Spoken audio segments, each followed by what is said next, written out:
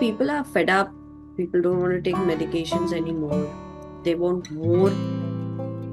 So when I work with clients, I go right to the gut, no matter if the goal is get rid of my pain, constipation, menopause, or weight loss. I go right to the gut, because when your gut health is balanced and healthy, everything else falls into place. And I think Hippocrates was not wrong when he said all disease starts in the guts, and I think most people will understand that. And since we know that 70% of gut tissue is focused on the immune system and how important it is, and we now really understand the relationship to gut health, to brain health, and how important that also is, if you do nothing else but look at your gut and evaluate the health of the gut, it's an amazing place for people to start to say, okay, gut check, literally, I can assume that I'm going to be much healthier as a result of all of those things being in balance versus if we find something wrong.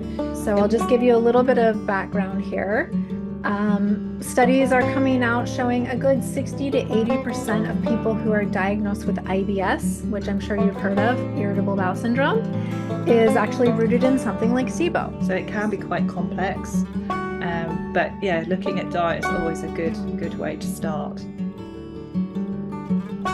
I think there's not really enough education on how to eat healthily, and I think people are trying their best, but unfortunately we're kind of against it a little bit when it comes to conscious eating. A common theme emerging, I'm working with these women, were these new onset diagnosis of pre-diabetes, which seemingly came out of nowhere for a lot of these women. They've been tracking their hemoglobin A1C with their physicians, and it had always been normal.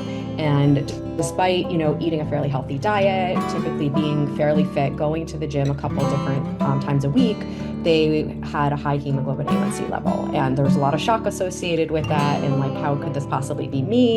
I don't eat a lot of sweets. I really monitor this as such. Please limit, just get away from processed food. That's number one thing which I would like to say for cancer prevention. People are just eating crap. Now, some of these things we can't necessarily stop. We can minimize our intake of AGEs. We can't stop our bodies from oxidizing themselves because it's a natural process. But what we can do is we can eat antioxidants. Now, antioxidants, essentially all fruits and vegetables will contain some antioxidants. That is the major source of them.